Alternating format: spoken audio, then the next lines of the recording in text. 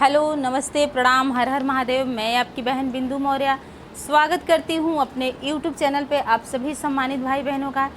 तो आज मैं एक छोटा सा और बहुत ही प्यारा गीत लेके आई हूँ और एक गीत कैसा लगेगा आप लोग कमेंट के माध्यम से बताइएगा ज़रूर।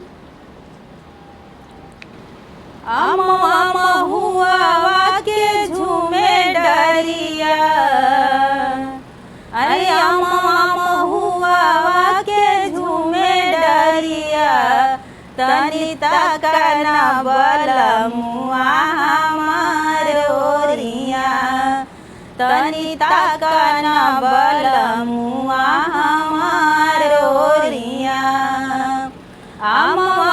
हुआ के झूमे डरिया, हो तनी तकना बलमुआ हमार ओरिया, तनी तकना बलमुआ हमार ओरिया।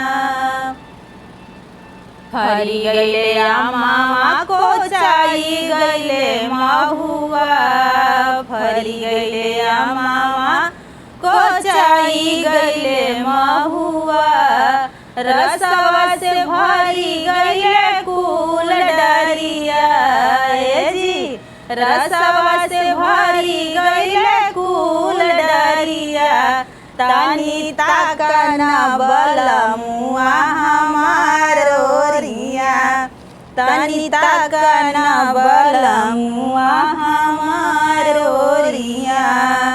महुआ बिना न गईली हम महुआ बगिया, महुआ बिना न गईली हम महुआ बगिया, रहिया जे छेकेला देवरवा पपिया, हे जी रहिया जे छेकेला देवरवा पपिया, तनी तकना बलमुआ हमार ओरिया, तनी तकना बलमुआ हमार ओरिया।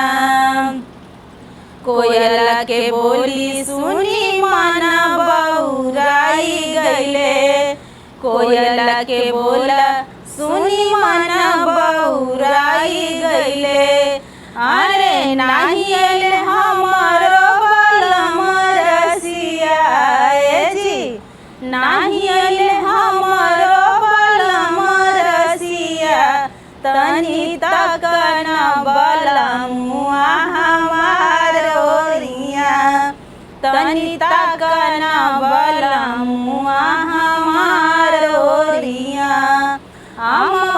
हुआ के झूमे डरिया, हे जी हुआ के झूमे डरिया, तनी तकना बलमुआ हमार ओरिया, तनी तकना